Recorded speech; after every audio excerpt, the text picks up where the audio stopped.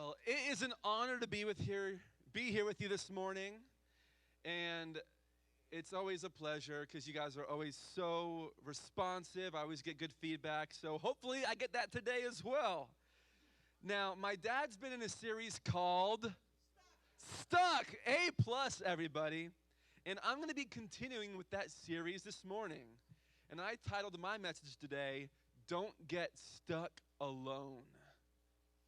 Now, right off the bat, I don't want you to think I'm saying you can't have your alone time to recoup or you can't have your time with just you and God, but I'm talking about this epidemic of loneliness that's kind of taken over our society and culture as of late. We need relationships and we need people. Now, who here has ever been stuck in the snow before with their car? All right. Who here needed to get someone to help you push your car to get out? So, what would have happened if you were alone? What would have happened, Washington?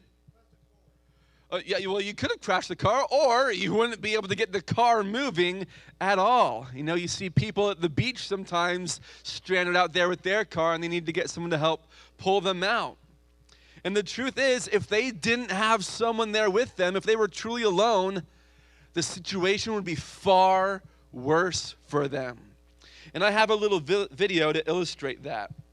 I want to give you a little bit of context. So there was a snowboarder that was there with the group, but he kind of got separated from them. And he got stuck in a tree swell. I think it's called a tree swell, which around trees, there's really soft snow, so you can fall in and get stuck and trapped. And so there was a skier with the group, and luckily, while he was skiing, he went right over the guy and was like, oh, something's not right. Let me turn around and see what I can do to help out. Roll the clip, mama. You'll see the snowboard right at the bottom of the screen on the next.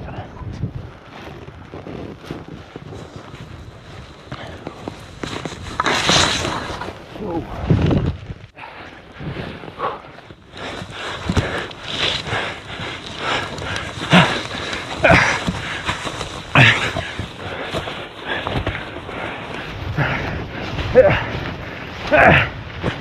Come on.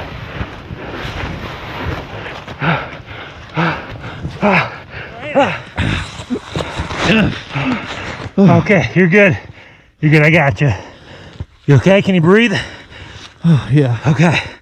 All right. We're both gonna catch our breath for a sec. I'm gonna help dig you out. Okay? Thank you. Yeah, no problem, man. You're good. Oh.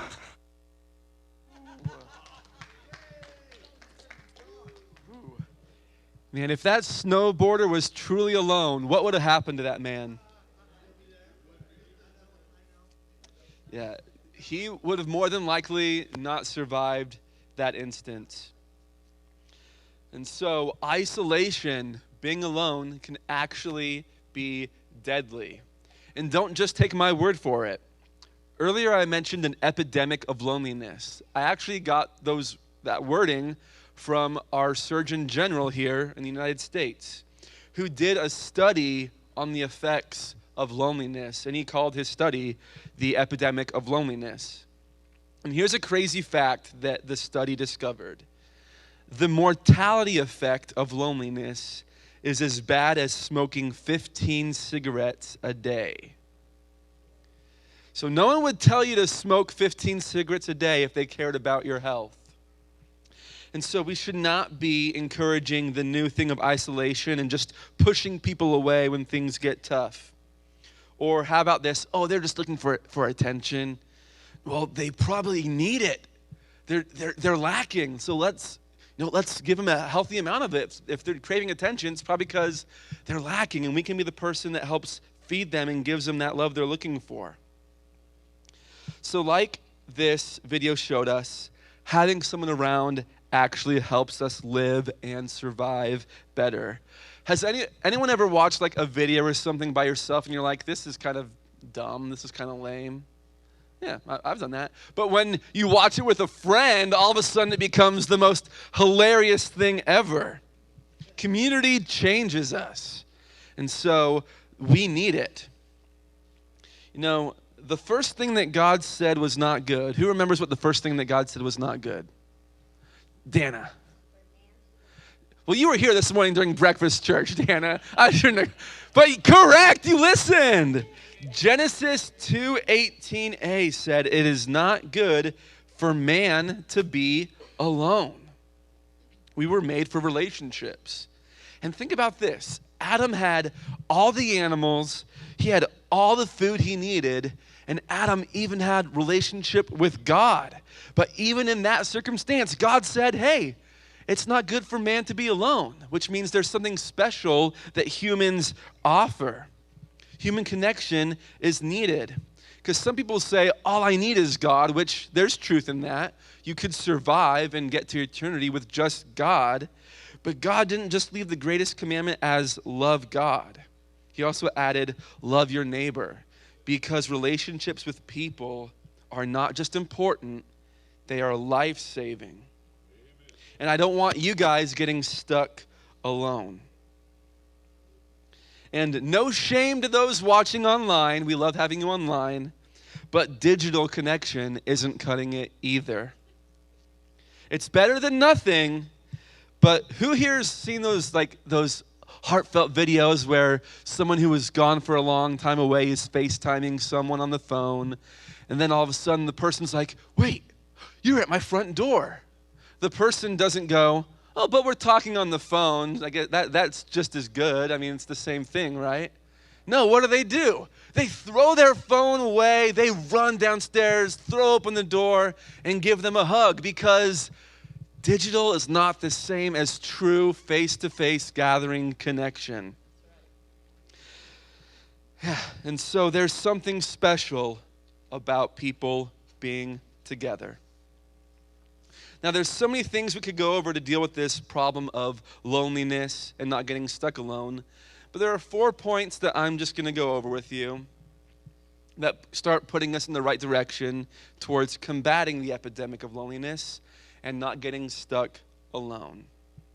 In step 1, pretty straightforward, you got to gather. Hebrews 10:25 says, let's not give up meeting together as some are in the habit of doing.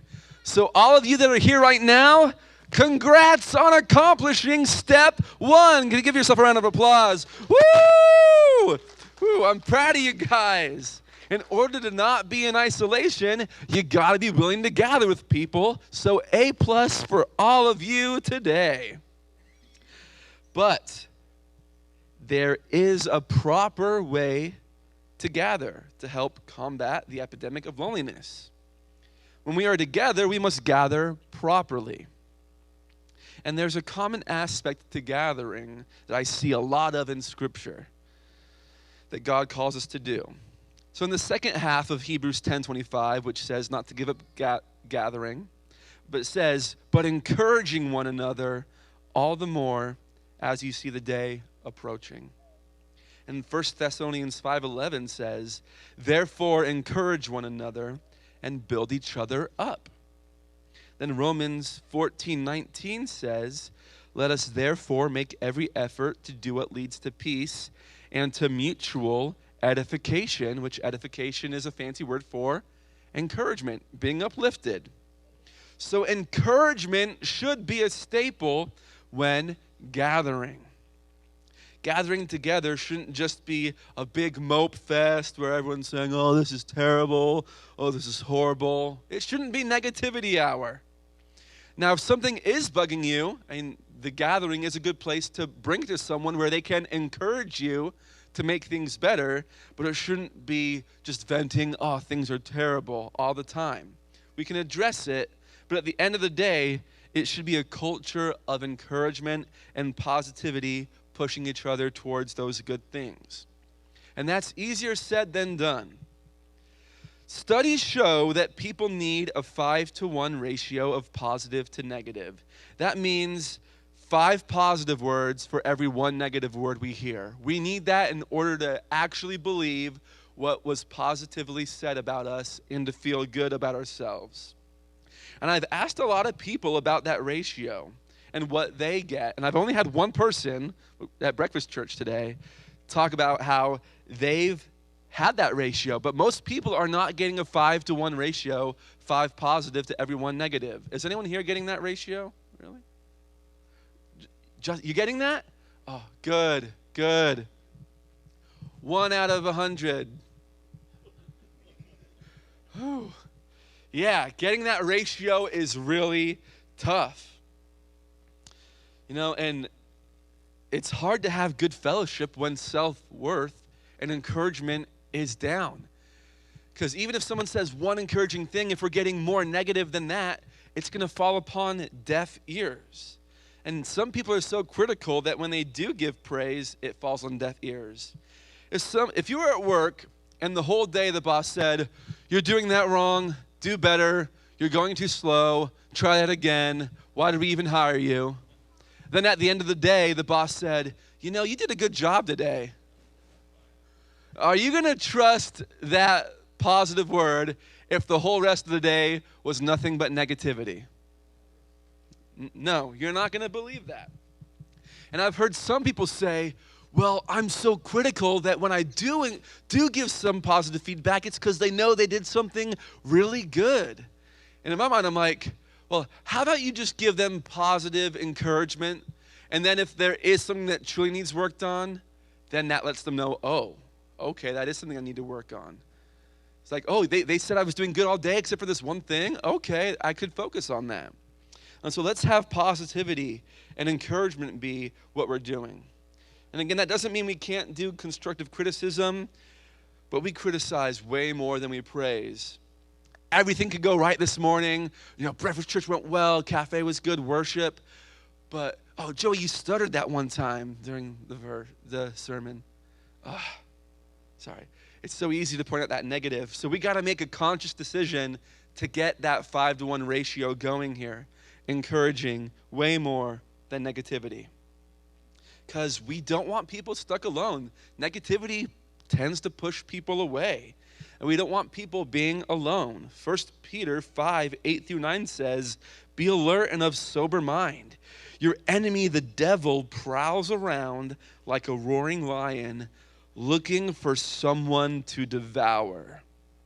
Resist him, standing firm in the faith, because you know that the family of believers throughout the world is undergoing the same kind of sufferings." We don't want to be left alone to be devoured, and we don't want others to be left alone to be devoured. So stick with the family, stick with the church, stick with the body. Understand that we go through things and we can bring that to people. But let's bring encouragement with us as well.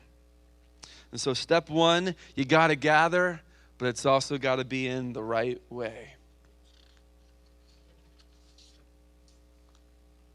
Now, step 2, you got to be okay with making the first move. Now, I got a little story from college for you guys. I was in my youth ministry class, and one of our assignments was we had to go visit a youth group or a young adults group. And so I knew just a couple blocks away there was a pretty big church that has a young adults group. And so I'm like, oh, I know some of my school friends go there, so I'll just go try this young adults group out. And so I go there, and I'm like, I'm gonna test this place out, see how how kind they are, how welcoming they are. And so I'm like, I'm gonna wait till someone comes to say hi to me and introduce themselves. And I think out of my whole time there, I think one person came up to me and said, "Hey, nice. Who are you? It's nice to meet you." And so I wrote a paper on it. I'm like, oh, this young adults group, they weren't very welcoming and all this. Then after I turned it in, I'm thinking, well, I guess I could have went up and talked to somebody. Which I know seems so easy, but a lot of times when we go places, we're like, oh, waiting for someone to introduce themselves to me. It's tough making that first move sometimes. And so that was kind of an eye-opener to me. I put everything on them. Meeting new people is weird. So no wonder no one really wanted to say hi to me. They're in their comfy groups, as a lot of us are. We feel good there. It's tough to get out. And so sometimes we got to be the ones that get uncomfortable and make the first move to help people not be alone. And if you are feeling alone, you kind of have to be the one to make that move sometimes to try and get a part of a community. You can't just put it on everyone else. And so sometimes we got to get uncomfortable and make that first move. And sometimes I see Facebook posts where the premise is, when I stop texting and calling first, my phone gets pretty silent. And the premise is like how it's like a one-sided relationship, how you're the one that always has to do everything, and they probably don't really care about you because they don't reach out to you. But honestly, they're probably too scared of rejection. Who here is scared of rejection? Yeah. Who here does something and hopes, man, I really hope I get rejected. Oh man, there's this cute girl over there. I want to talk to her. Man, I hope she rejects me. Let me tell you. Yeah, no one likes rejection. And so when someone's has someone reaching out to them, they probably feel safe. They feel comfortable knowing, okay, someone's going to reach out to me. And so there's peace in that. It's probably not something nefarious like, oh, I don't really care about this person. I'm not going to reach out. It's like, okay, they're reaching out to me. I got some comfort. I got some peace.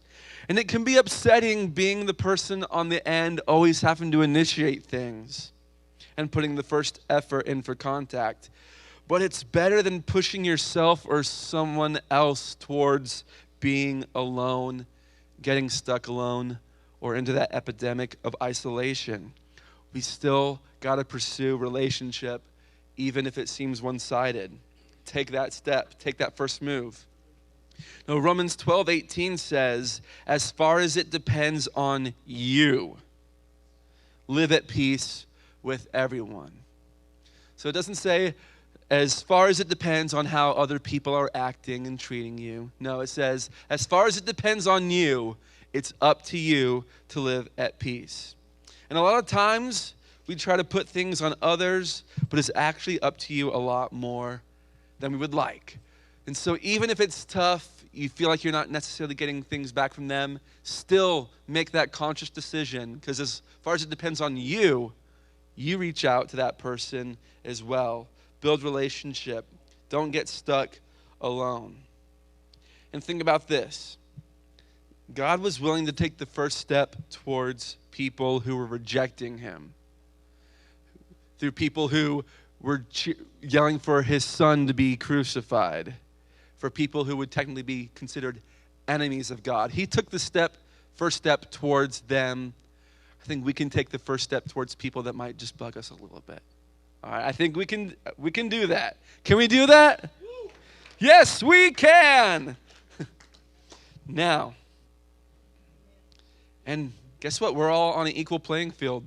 I'm a sinner. You can't say, oh, well, they sinned and messed up. Well, so did I. So did you. No judgment, just saying the truth. But let's not let these things hold us back from relationships with people.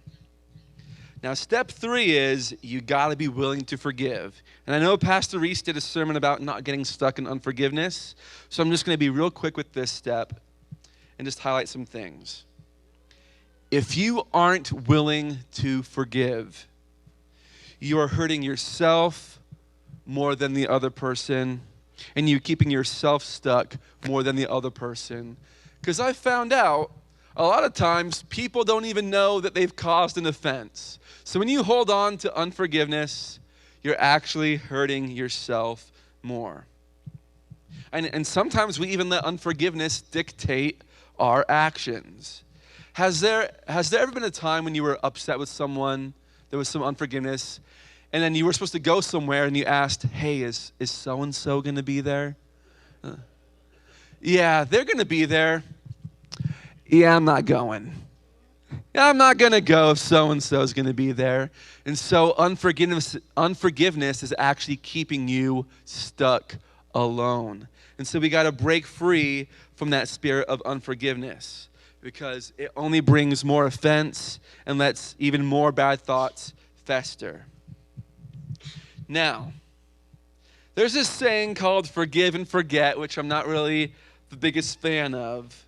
Because let's look at it like this. Oh, you stole money from me? Well, I forgive you. So I will forget about that. Can you watch my purse while I go to the bathroom real quick? No. Just because you forgive doesn't mean you have to forget, but you still love people. What forgiveness does is that it squanders anger and it squanders hate from being built up. That way you can still love your enemy per se. So you could say, oh, you stole my money. Well, I forgive you. I'm not going to let you hold my wallet for me. But if you fall, guess what? I'm going to pick you up. If you need someone to talk to, I'm here. Oh, you dropped all your supplies. Let me help pick those up for you as well. And so forgiveness means you aren't letting their mistake define them or an offense define them. Because whether you like it or not, they are made in the image of God. And so part of you is not even willing to forgive an aspect of God right there. So we should love and respect them. And forgiveness helps make that happen and keep relationships healthy. And Colossians 3:13 says, bear with each other and forgive one another. If any of you has a grievance against someone, forgive as the Lord forgave you. And I've asked this before, but I need a refresher. Who here has ever stolen before? Whether it be some money from a sister, brother, parent. Yeah. Who here has ever hit a sibling before? Been violent, or someone at school been violent? Who here has ever lied? Huh. Never. Manny says never. Yeah, that was a lie. Good job. I forgive you. And has anyone here ever lusted after someone? Right now, I get it. No. Yeah. No, we've all sinned, and guess what? God forgave us for all those things. And yet when people, they stole, they lied, I can't forgive you. But those things were forgiven from us. And if we're supposed to forgive the way he forgave us, we can still forgive even when those offenses have been made. Because again, we don't want to be left alone. We don't want others to be stuck alone. We got to combat this epidemic of loneliness. And step 4 to help combat being stuck alone and the epidemic of loneliness is that you gotta have humility. You can't think all you need is you. I just need me. I'm so good. Or else you won't gather with others if you think that. You can't think, they should be the one pursuing me, because then you won't be the one that makes that first step. You can't say, they messed up. They should come to me first before I forgive them. Humility is so important in keeping you from getting stuck alone. Because first off, I don't know anyone who's ever been like, that person is just way too humble. I don't want to hang out with them. Wow, they're way too humble. Wow. Nah. Humility is attractive. It draws people in. Because have you ever told a story to someone and then as you're telling the story or right after, they're like, here's what happened to me. He just throws your story to the side. You think you had it bad. Let me tell you what happened to me. And you feel really good and listened to in that moment, don't you? No, you don't. But people that are humble and truly take what you say to heart and are focused on you in that time, that makes us feel good. Humility makes us feel good, and it helps keep the community healthy. And secondly, humility helps keep offenses from being built up, even when stuff does happen. Because Philippians 2:3-4 says, do nothing out of selfish ambition or vain conceit. Rather, in humility, value others above yourselves, not looking to your own interests, but each of you to the interests of the others. Thinking of ourselves too much leaves room for offense. Because if you only think about yourself, that's just what's bound to happen. Oh, so-and-so got a raise at work. That's not fair. Boom. Offense built up between you and that person, and more than likely your boss that gave the raise to someone else. And that makes you not feel good. When in reality, maybe that person actually does deserve the raise. Maybe they've been working extra hard, extra hours that you don't even see. And maybe God's actually blessing them with that job to help provide to something that they've been praying for. We don't know. But we do know that offense is going to help loneliness rather than community. And so if that person was humble and cared about their interests instead of, oh, I didn't get it, but instead was like, that's an awesome blessing for you, that keeps offense from being built up. So we can't only be thinking about ourselves. And I know that can be tough because offense seems like the right thing sometimes because there appears to be injustice happening, and we are wired to want justice. So if things aren't quite right, yeah, that does make us upset. But I was reading a book the other day, and in the book, a man's wife was bothering him. It was my diary. No, just kidding. No, just kidding. Just kidding, baby. Just kidding. Just kidding. I love you. I love you so much. No. In the book, the guy was upset with his wife. And it was a pretty minuscule thing, but the guy still thought, you know what? I'm bringing this to God. He's like, God, I'm so upset with my wife. She's doing this. Ugh. And God said, okay. He said, in the book, he said, God told him, all right. Do you want me to punish her? He says, do you want me to judge her? And the man thought, and he realized, no. I don't want my wife to be punished. I don't want my wife to be judged for this minor thing.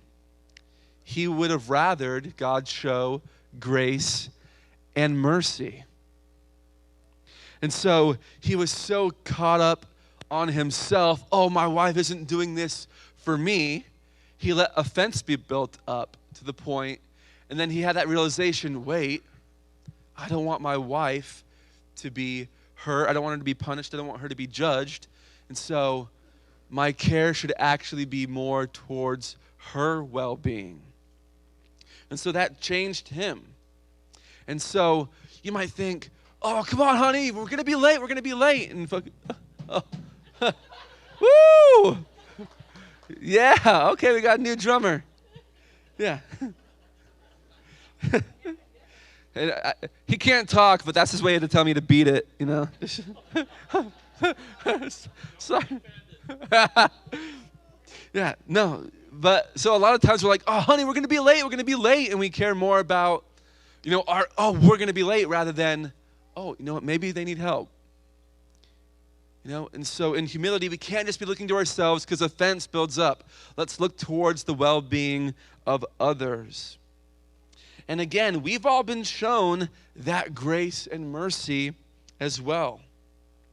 And so in humility, let's put others above ourselves and not hold offense, but offer grace and mercy too. And that restores community, and that keeps you from being stuck alone. Because offense usually causes us to push people away and to hide out. And we shouldn't be doing that because, again, 15 cigarettes a day. Let's not be doing that. Let's pursue healthy community and relationships. Oh, man. And can you imagine if in the church, when we gathered, that there was more majority positive and encouragement going on rather than, oh, this sucks, oh, this is terrible. So if there was majority positive, very rare to hear negative, and that you didn't have to be afraid of making mistakes or offending someone, but rather knowing that there would be grace, that there would be forgiveness, that there would be mercy, and that you would get spoken to with encouragement and pursue relationship rather than being pushed away. Ooh, that's amazing. And that appears to be the kind of church that God has called us to be. But again, knowing and doing are different.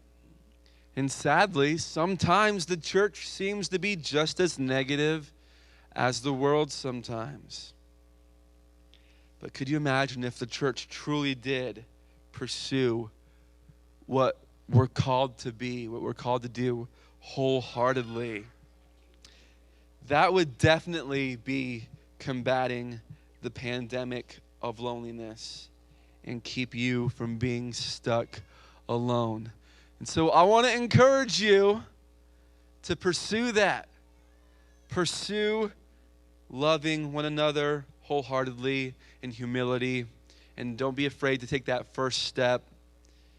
And let's focus on encouragement rather than tearing each other down. All right. So let's pray. Let's pray real quick. With everyone's eyes closed, heads bowed. Man. Is there anyone here that's been struggling with this, that they've been holding on to offense and things that have been keeping you alone and isolated from people? And if that's you, feel free to raise your hand right now. Mm-hmm. Well, right now I want to pray against that spirit of isolation right now. I pray, God, that you can break through any offense, that you can break through any wrongdoing and help people pursue people in love and grace and mercy, with compassion, all these other things you've called us to do, that you help restore relationship and reconcile people. Because loneliness is deadly. We do not want to be alone. We don't want to be left stuck alone because that makes things all the worse. We need people. You knew that. That's why you said it was not good for man to be alone. So I want to say thank you for providing us this place where we can gather. And I just pray that we're able to gather the right way, the way you've called us to do. And lastly, if there's anyone here that you've never accepted Jesus, if you want to accept him, you want to become part of that church family, that community that he's created, that he made a way for, with everyone's eyes closed and head bowed still. If that's you, feel free to raise your hand right now. All right, awesome. God, thank you so much for who you are. Thank you for all you've done for us. You are a good Father that has provided a great family for us to be a part of. And I just pray that we are able to be humble enough to remember that this community is what we need, God. And that we can love wholeheartedly, even when the tough times come. Thank you for all you do for us. In your name, amen.